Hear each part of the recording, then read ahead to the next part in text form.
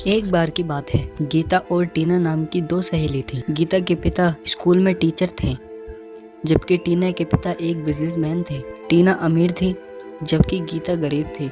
टीना थोड़ी लापरवाह किस्म की थी, जबकि गीता एक समझदार और अपने काम को सही से करने वाली लड़की थी। कुछ समय के बाद वह दोनों बड़े हुए और एक कॉलेज में पढ़ने लगे। टीना को अपने ही कॉलेज में पढ़ने वाले एक अमीर घर के लड़के से प्यार हो गया और उन्होंने कॉलेज के बाद शादी कर ली। गीता की शादी कॉलेज के बाद मिडिल क्लास के एक सरकारी क्लर्क से हुई। शादी कुछ सालों के बाद जब गीता रास्ते में सब्जी लेने जा रही थी, तभी उसके पास एक लग्जरी कार आकर खड़ी हुई। उस कार में से टीना उतरती है। दोनों ने एक दूसरे का हाल चाल पूछा। गीता ने टीना को अपने घर पर आमंत्रित किया। इसके बाद टीना गीता के घर पर गई। टीना ने गीता के घर और उसकी लोकेलिटी के बारे में कुछ कहना शुरू कर दिया।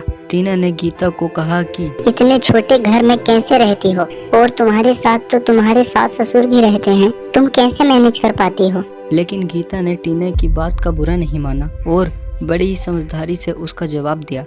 टीना ने गीता को अगले दिन अपने लड़के के बर्थडे पर आमंत्रित किया। गीता अपने पति और अपने लड़के के साथ टीना के घर पर पहुंची। टीना एक अच्छी सोसाइटी में एक बिल्डिंग में एक फ्लैट में रहती थी।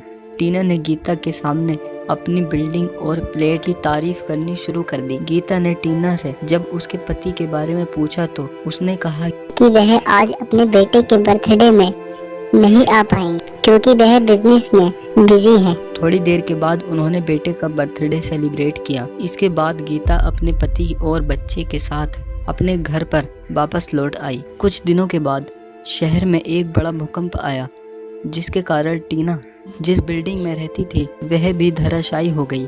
जब गीता को इस बारे में खबर लगी तो उसने टीना को फोन किया। टीना ने बताया कि हादसे के वक्त वह बिल्डिंग में नहीं थी, लेकिन अब उनके पास रहने के लिए घर नहीं है। गीता ने अपनी सहेली को जब तक दूसरे घर का जुगाड़ नहीं होता अपने घर में आने के लिए कहा। टीना अपने पति और बेटे के साथ गीता के घर पर गई। गीता ने टीना को दूसरे घर का जुगाड़ होने तक अपने घर में बड़े प्यार के साथ रखा। टीना को गीता के प्यारे बर्ताव और उनके परिवार के आपस में मिलजुल कर रहने के स्वभाव को देखकर बहुत अच्छा लगा। टीना को अपने पहले की गीता को नीचे दिखाने की हरकत पर पछतावा हुआ।